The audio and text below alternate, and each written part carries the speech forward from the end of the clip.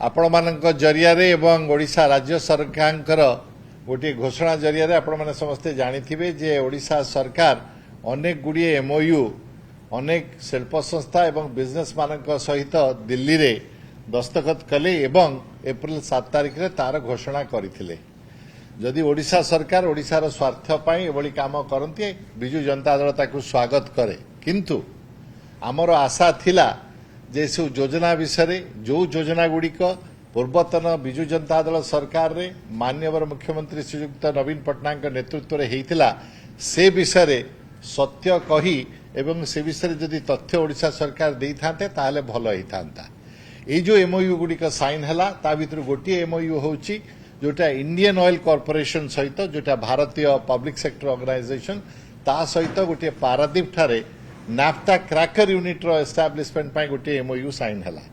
मु जेतेबेले जाई विषय गवेषणा कली मो बंधु मानक सहित मु गोटे चिट्ठी देखिली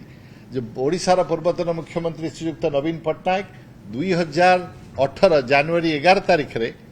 आमर माननीय प्रधानमंत्री श्रीयुक्त नरेंद्र मोदी को गोटे चिट्ठी लिखिथिले जे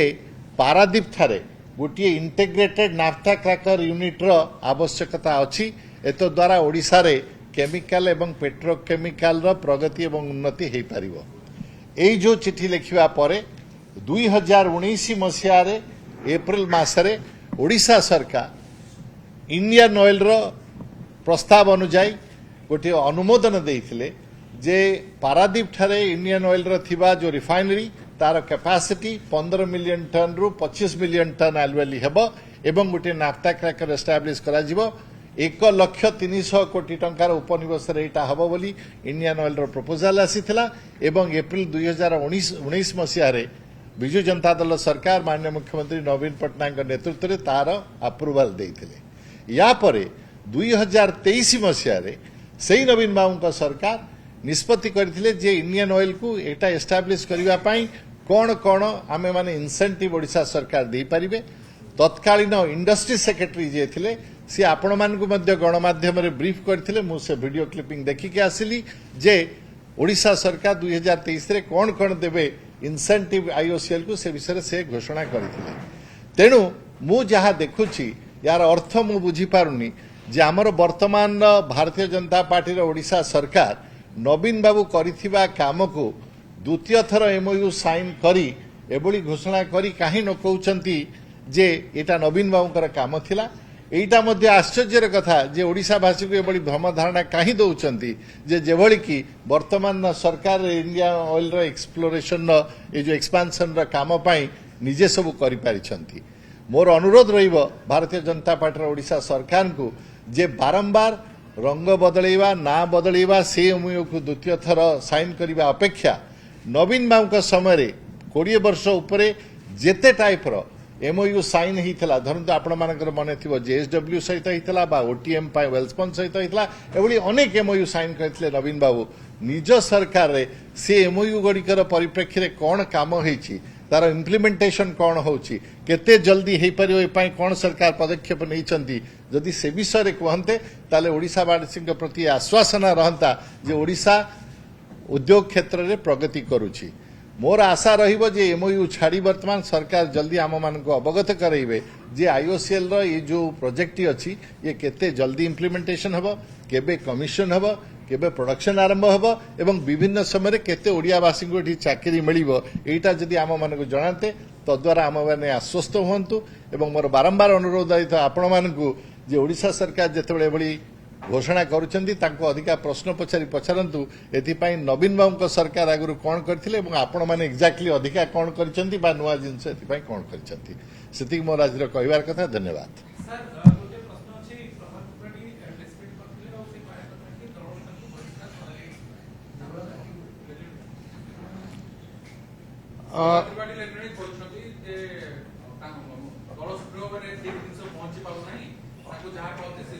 देखंतु बिजु जनता दलर गोटे एस्टाब्लिश प्रैक्टिस अच्छी जे थरे आमर माननीय सभापति किसी स्टेटमेंट देला परे ता उपरे किसी स्टेटमेंट जनरली बिजु जनता दल तरफ दिया जाए ना बट तथापि जेहेतु आपणकर कौतूहल अच्छी एवं या उपरे आपण प्रश्न पचारुचंती आमे आपणकर से प्रश्नर किछि आपण पाखरे किछि उत्तर आमे निश्चित भावे दबु बेली भाबुचु सर तो अछंती अति सुंदर भावे आपण को गोटे अति दरकारी इश्यू उपरे से आपण को संगे चर्चा कले मु किंतु आपण को अनुरोध करिवि गोटे छोटिया वीडियो जो जो वीडियो रो क्लिप अति कम समय रो अछि टिके आपण ताकू थरे देखि दियंतु सर जेहेतु आपण मेंबरशिप करिना दे रिन्यूअल ताना तो आपण आनुष्ठानिक भावे निजे निजे रहंदी ना पाए सर काहे आपण रिन्यूअल करेनी सर जे मोर को अठर शुरू करी सर आपण मेंबरशिप सर आपण भाबंतु जे को स्टेटमेंट ता सत 2 मास तळे दिया जाइथिबा जो स्टेटमेंट आपण देखिले से स्टेटमेंट ता तांकर सत ना आजी दिन रे जहा कहउचंती से स्टेटमेंट सत आपण भाबंतु जणे वरिष्ठ लोक से जेतबेले किछि स्टेटमेंट दउचंती आमे निश्चित भावे आशा करिबा सेटा तथ्य आधारित हेइथिबो से जेमिति तांकर माने किछि जिंस को लुचेइबा पई जाईकिरी आम माननीय सभापति उपरे किछि टिप्पणी देइचंती मु तांकर टिप्पणी उपरे विशेष किछि आमे कहबार नाही किंतु आपण को गोटिए दीटा दृष्टांत देबी मु गोटे दउची हाईकोर्ट रो गोटे CRLMC नंबर 122 ऑफ 2021 तार गोटे ऑर्डर कॉपी आपण देखंतु जोटा प्रभात बाबू जो कहिले जे तांको इंडिक्टेड हेई नाही जोटा से अप्लाई करथिले क्वाश करिबा पाई हाईकोर्ट रे ता धीरे क्लियरली मेंशन करिसंती माननीय high court in the present case it is not possible to come to the conclusion that there is no prima facie case against the petitioner for the offence alleged therein. High Court कहिछि जे prima facie case अछि द्वितीय रे कोन कहिसंती जोटा अत्यंत गुरुत्वपूर्ण the allegations contained in the FIR are grave and sight be lost of the fact that a substantial amount of hard earned money of innocent people is at stake. आपण एइथुरु गोटे सूचना आमे दउचु जे जो केस उपरे से चेष्टा कले लोकन को भ्रमित करिबा पाई जे तांको इंडिक्ट हेई नाही वास्तव रे से केस रे हाई कोर्ट तांकर क्वाश करिबा पाई जो पिटिशन थिला ताकु से अग्राह्य करथिले बंधुगण प्रथम रहिला जे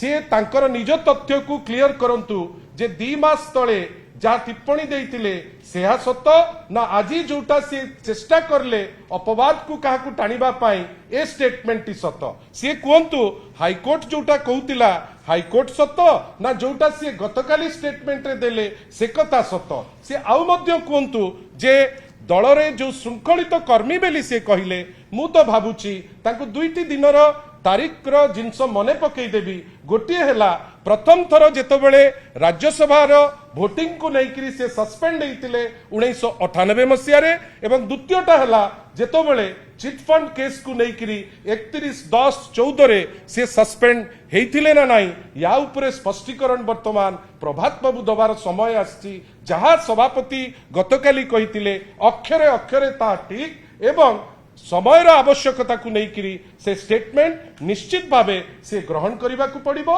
एवं आपण मानक पाखरे एटलिस्ट लोकन को पाई किछि सत कहिया पड़िबो धन्यवाद